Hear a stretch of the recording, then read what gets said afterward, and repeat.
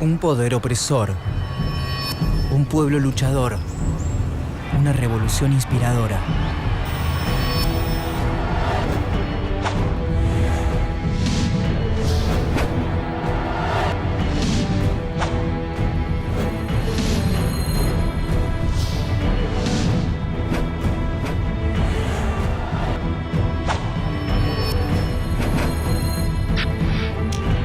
Revoluciones.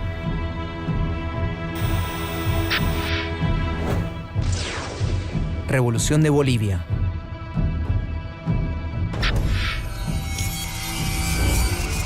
(1900). El inicio. A principios del siglo XX, en Bolivia, las clases sociales se dividen según la raza. Gobierna el país el estrato más alto, una minoría blanca compuesta por empresarios mineros, latifundistas y políticos. Más abajo se encuentran las clases medias, profesionales, empleados privados y estatales, estudiantes y los trabajadores de las minas.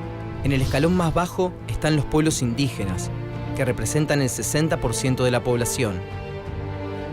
La economía del país está sustentada por la extracción de estaño, una industria que deja a los privados más ganancias que al propio gobierno. Esa extracción, a su vez, se sostiene por la explotación inhumana de los trabajadores. Poco ha cambiado desde la conquista española. Ni la ambición sobre las riquezas, ni la pobreza del pueblo, ni el deseo de terminar con la dominación.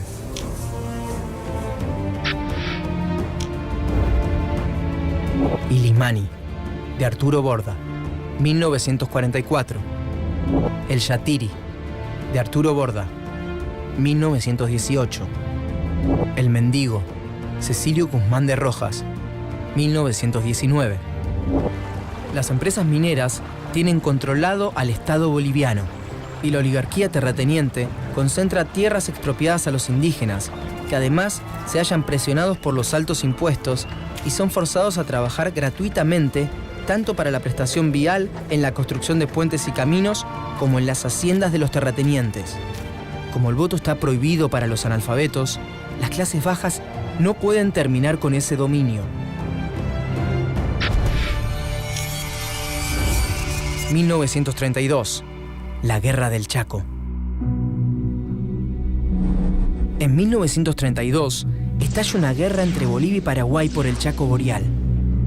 El campo de batalla y las trincheras acercan a clases bajas y medias bolivianas, y de ese intercambio muchos indígenas aprenden de derechos, de política y de armas de fuego, mientras las clases medias descubren la miseria en los campos y en las minas que sufren sus compatriotas más pobres.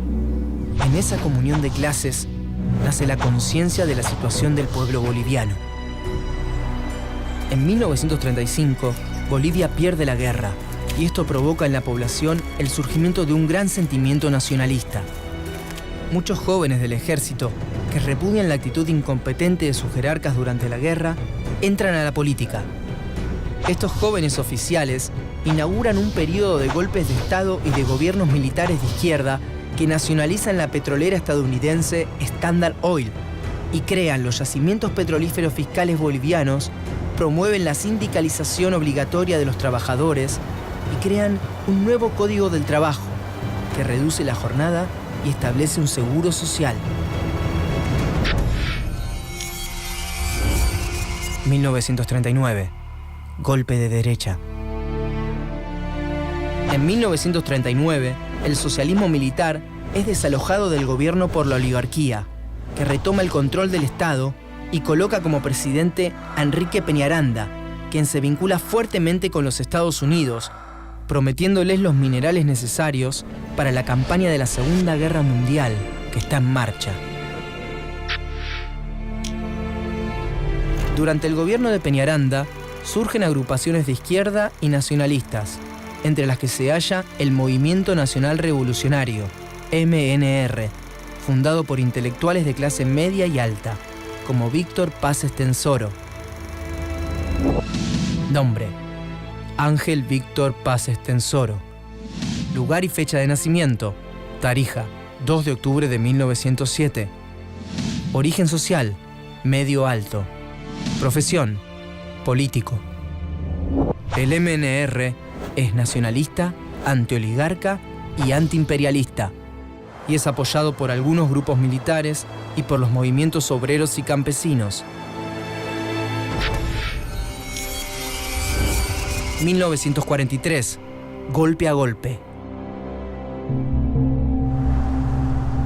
En 1942, trabajadores de las minas Catavi y Siglo XX se declaran en huelga demandando mejores salarios. Y Peñaranda, que aún tiene vigente su promesa de asistir a los Estados Unidos en la guerra, envía tropas para reactivar la mina y asesina a 35 personas. Esto provoca la reacción del MNR y de facciones de izquierda del ejército, que derrocan a Peñaranda. El mayor Gualberto Villarroel López asume como presidente de facto y Paz Estenssoro, su ministro de Hacienda, se vuelve un pilar de su gobierno. Impulsa el primer Consejo Nacional Indígena, crea la Federación Sindical de Trabajadores Mineros de Bolivia, FSTMB, y suprime el trabajo gratuito, beneficiando a cientos de miles de bolivianos, mientras perjudica los intereses de los terratenientes y de los empresarios mineros. 1946. Corre más sangre. Villarroel y el MNR despiertan una fuerte oposición en la oligarquía y en los Estados Unidos, que lo consideran pro-nazi. Una multitud, compuesta por estudiantes, profesores y trabajadores, lincha al presidente, a quien consideran un fascista. Es un momento de gran confusión. Tras varios presidentes interinos, se realizan elecciones, en las que Paz Estenssoro es vencido por Enrique Herzog, quien intenta deshacer los progresos sociales conseguidos para el pueblo. Pero Paz Estenssoro, exiliado en Buenos Aires, reorganiza los cuadros de su partido y conspira contra Herzog. El MNR provoca rebeliones y huelgas mineras y sindicales. En agosto de 1949, Paz Estenssoro impulsa una insurrección que tiene lugar en Santa Cruz de la Sierra, Sucre, Potosí y Cochabamba, y que resulta reprimida de modo sangriento por el ejército. Este hecho termina de dividir a la nación. En medio del caos, en 1949, las elecciones legislativas demuestran que el pueblo se vuelca masivamente hacia la izquierda. Herzog deja el poder a su vicepresidente y desaparece de la escena exiliándose en Madrid.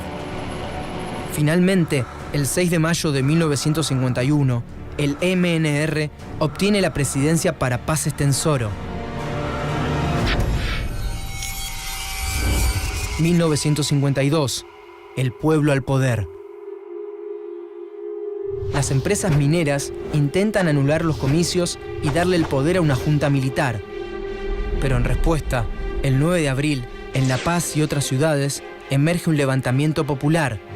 Mineros y campesinos armados, en su mayoría mestizos e indios, se unen a las milicias del MNR y a la Federación Sindical de los Mineros y enfrentan al ejército, que busca tomar el poder.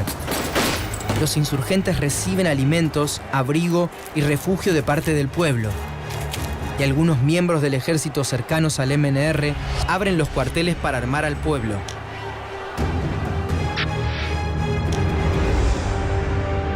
Plaza Murillo, La Paz. Diario La Razón, 1952. Revolución en La Paz. Diario La Razón, 1952. Campesinos armados. Diario La Razón, 1952. Finalmente los revolucionarios triunfan y el 14 de abril Estenssoro es recibido en La Paz, desde donde gobierna 4 años, durante los cuales se reorganiza el ejército con oficiales cercanos ideológicamente, se nacionalizan las minas y se crea la empresa minera del Estado. Se formulan las primeras propuestas de reforma agraria y se instaura el sufragio universal. La revolución inspira la lucha revolucionaria en América Latina. En junio de 1960, Paz Estenssoro vuelve a ser elegido presidente. Un año después, una nueva constitución que permite la reelección causa la división interna del MNR. El presidente pierde muchísimo apoyo del pueblo y de su propio partido. 1964. El fin de la revolución.